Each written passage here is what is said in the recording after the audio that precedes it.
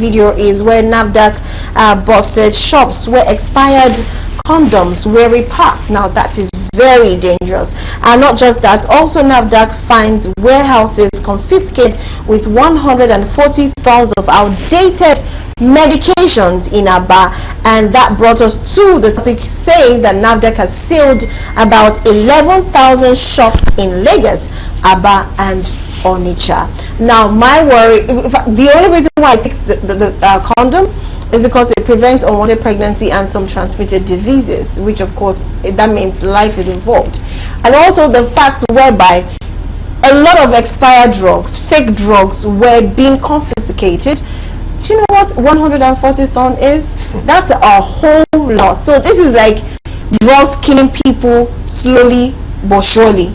Do you understand? It's slowly, you probably, if you're supposed to live about 50 years, slowly you might live just 20 or 10 or 15, but surely you are not going to probably live to see the end of it. So this is so sad, but kudos to NAFDAC for actually trying to do a lot of work when it comes to medication, and not just in Lagos, but also going as far as other parts of the country. Let's quickly watch this video. They are quite long videos. They're actually 2 videos.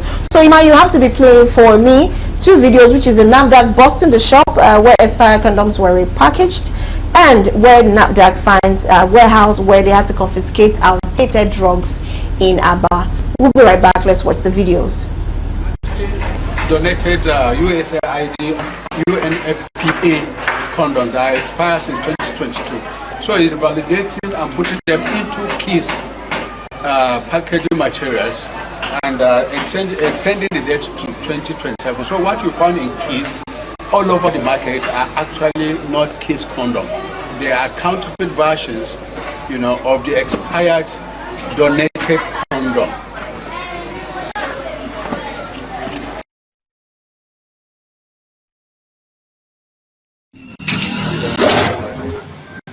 Now it has been opened for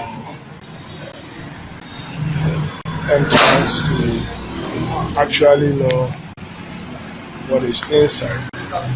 There are other places also that will be opened. Now let's entering inside to see.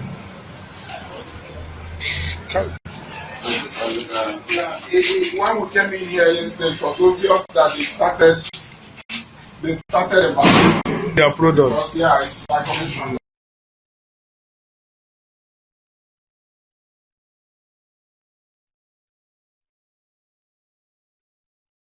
Alright, welcome back. Now those are the 2 videos. Let me just read this last message in regards to the previous topic before we go over to this NAFDAC. This one says some of the drivers divert fuel to the north where fuel is more expensive. Police of our time are not different from robbers. Life don't matter to them. Whenever you see them, I beg, run. Okay, we wanted to 2 of topics. So let's take this last one before we go because of time. What do you say about this? Because this is endangering life. I feel like, is there anything NAFDAC can actually do to bring this amount of fake drugs and repackaging of drinks, things, especially things that we have to take into our body system? Do you think there's a very good way that they can manage this, even if they have to be in collaboration or conjunction or working together with any other this thing, probably working with NGOs? I do not know, but something that would just work. Yeah, I need to commend NAFDAC.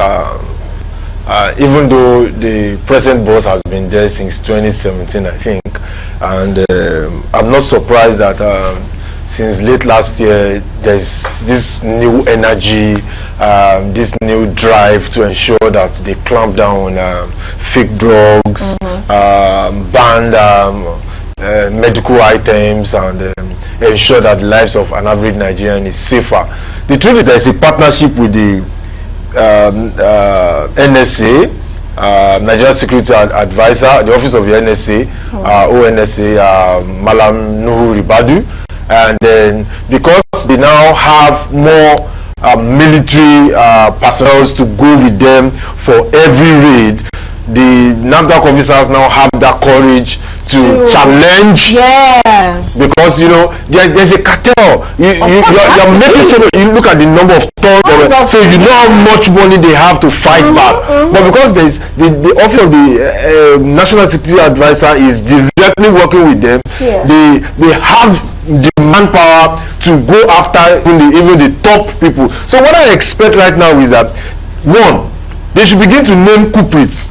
It's not enough to confiscate those drugs or lock up shops. If you don't name culprits, if those culprits don't give us names of men of the customs that they work with, that helps them to make sure that these things come in, then this will just be efforts in circles, because we are only attacking the fruits, we are not cutting off the roots.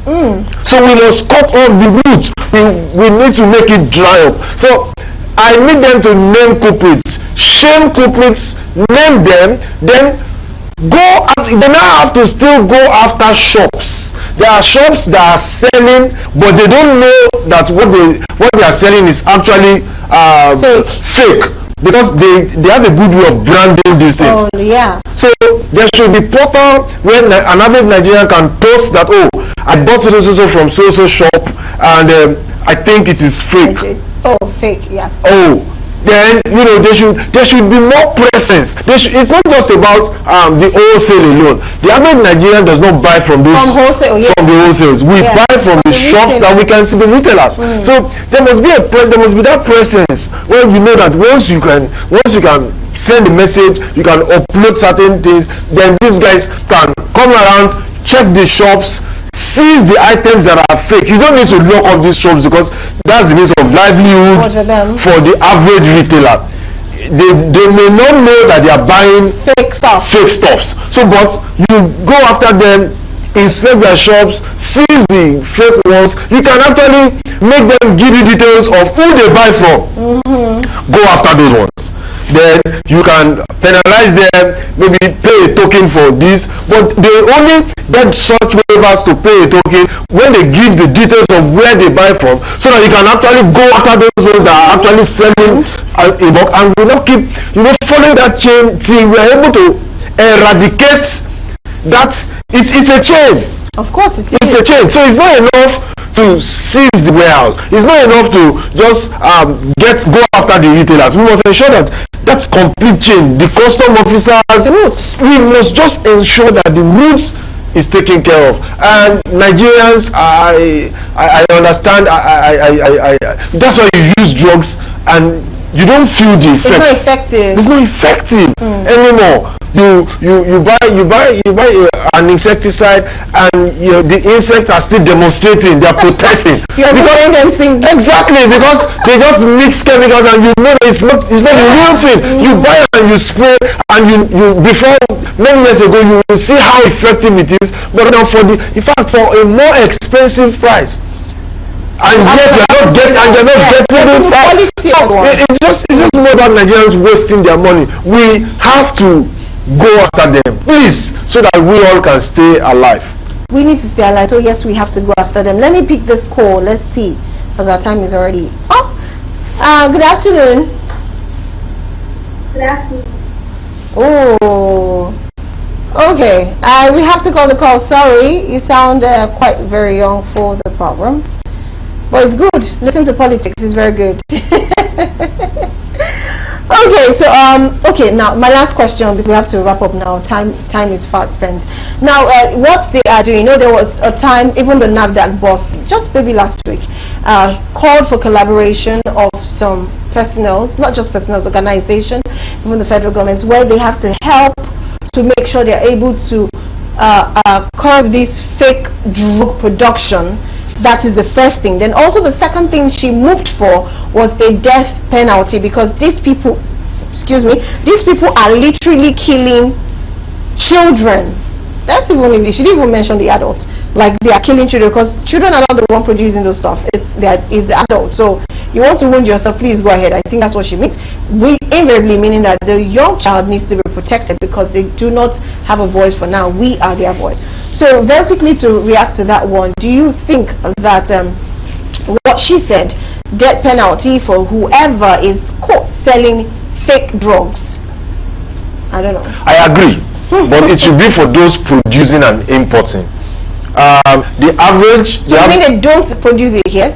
No, most times they import, they import, but they make the papers, the wrappers, they make them here, then they now rebrand them, then put a new expiry date and stuff. That's what that's what they do most times. So I think we should go after the importers. We should go after those that are into the branding and put them on a death sentence, because they're spending millions to get that done. You don't use 1 million to import.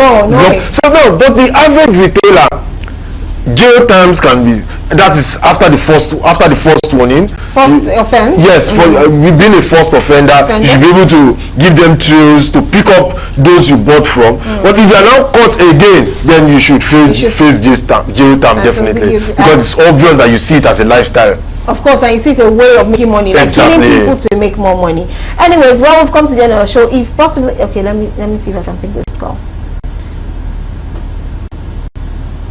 Hello, good afternoon.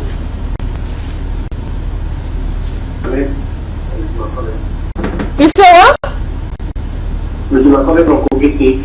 Okay, hi. Go ahead, let's hear what you have to say. Okay, the other day I went to a chemist shop and went to buy Procyclone, and it was 2012. The planning date was 2012. And in this 2025, if you see it's very neat and neat in the package. So I checked the expiry date and I thought this thing is expired. The man said it's not happening. I think the expiry date is about that they just gave him just a new arrival. So the government have a lot of things to do regarding these fake products. It's not only that one, a lot of fake products in the market. True. Okay. So, you people should help us get the government. This thing is not that's a lot of things in our life. Okay, thank you very much. Thank you so much for calling. Let's pick this last one and I'll read a message and we'll call. Hi, good afternoon. Good afternoon. Good afternoon, sir. What's your name and where are you calling from? My name is Edward Maya. Okay, okay, please go ahead. I'm calling from that some of these retailers, they know what they are buying. Because food drugs is very, very cheap. They will tell you why this is original. Okay. But they will buy it because there is more gain on fake drugs than original. They know that for us. Because as a fact, they do this my wife's shop. And I tell them that I don't buy this type of stuff. Some of these drug dealers, of these retail drugs, they won't open with the money. It will be in business so that there will be no police or any body to arrest them. That is what they do. Okay. So my wife, if you buy this type of drugs, you guys any problem that has had to be problem. I will not patronize it. Elder, thank you very much, sir. I love the way Elder said it. He said, if she doesn't stop it, I will add to the problem. That's because he believes that you're adding to the problem of Nigerians, which is amazing. Let me read this last. This one says, yes, the death penalty for the people importing or even repackaging expired drugs, that should be the way to go. So a lot of people are really accepting that it has to be a death penalty, because of course it's like a life for a, trust me, it's not just a life for a life, it's thousands of life for just one. But I'm not pushing for it.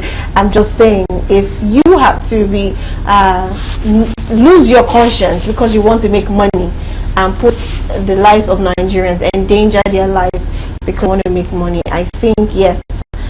So my guests and my viewers who have been calling, an amazing job to that question. Anyways, thank you Femi Chacha for coming.